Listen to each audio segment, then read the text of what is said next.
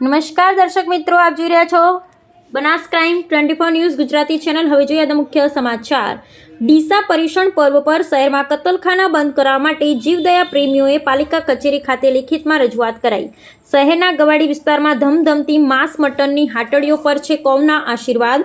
કેમ પાલિકા અને પોલીસ સાથે મળી માંસ મટનની હાટડીઓ બંધ કરાવી નથી શકતી? ડીસા શહેરમાં ભાજપ શાસિત ડીસા નગરપાલિકા હોવા છતાં હિન્દુ ધર્મના પવિત્ર તહેવારમાં ગેરકાયદે કતલખાના ને પશુઓની કતલ બંધ રાખવા માટે જીવદયા પ્રેમીઓ દ્વારા દર સાલ લેખિતમાં પાલિકા કચેરી ખાતે રજૂઆત કરવાની ફરજ પડી રહી છે।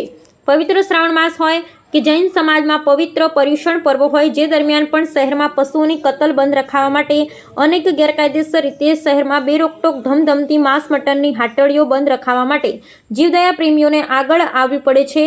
પરંતુ હિન્દુત્વના નામે વોટ મેળવી સત્તામાં બેઠેલા સત્તાધીશોને હિન્દુ ધર્મની કાંઈ પડી ન હોય તેમ હોતી હે ચલતી હે નીતિ અપનાવવામાં મસ્ત જોવા મળે છે અને શહેરમાં ગવાડી વિસ્તારમાં રોજના હજારો પશુઓની ખુલ્લેઆમ ગેરકાયદેસર રીતે કતલ થતી નથી હોવાનું જાણવા મળી રહ્યું છે। ત્યારે હાલમાં પર્યુષણ પર્વની શરૂઆત થઈ રહી છે, ત્યારે જૈન સમાજના અગ્રણી અશોકભાઈ શાહ દ્વારા આજરોજ પાલિકા કચેરી ખાતે પાલિકા ઉપપ્રમુખ શૈલેષભાઈ રાયગોને આવેદનપત્ર આપી ઉગ્ર રજૂઆત કરવામાં આવી હતી।